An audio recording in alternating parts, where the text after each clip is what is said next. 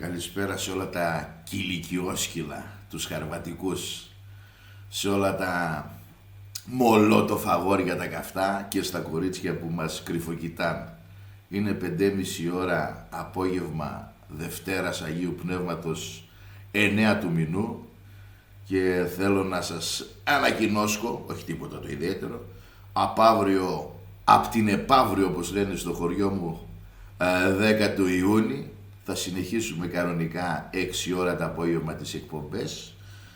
Πήρα την ευκαιρία 3 μέρες να φτιάξω λίγο το φως εδώ πέρα, αν και γυαλίζει πολύ η καράφλα μου, θα το διορθώσω.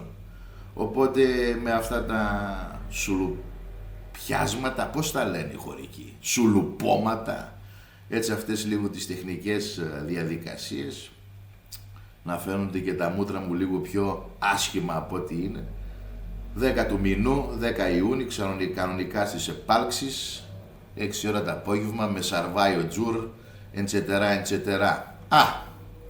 Έχω και ένα πόρισμα του Γεμή, 32 σελίδων, από ορκωτούς λογιστές, 34 του 25, έτσι έχω καμιά 32 σελίδες. Είναι δύσκολο φυσικά να μπει ο καθής, θέλει πολύ ψάξιμο, αλλά έλαντε, άμα το βάλω εγώ μανία, καμιά φορά κάνω και το λογιστή, καμιά φορά κάνω και το διάολο, καμιά φορά με πιάνουν και διαόλια, αρκεί να μην με τσιγκλίσεις, μην με βάλεις τη βελόνα στο κολομάγουλο, ερεθίζουμε πολύ εύκολα.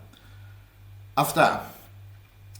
Και εσ' αύριο με υγεία. Τα λέγαμε έτσι, μην ταλαιπωριούμαστε τώρα μες στις ζέστες και εκπομπή και γίνουμε και μαϊντάνοι.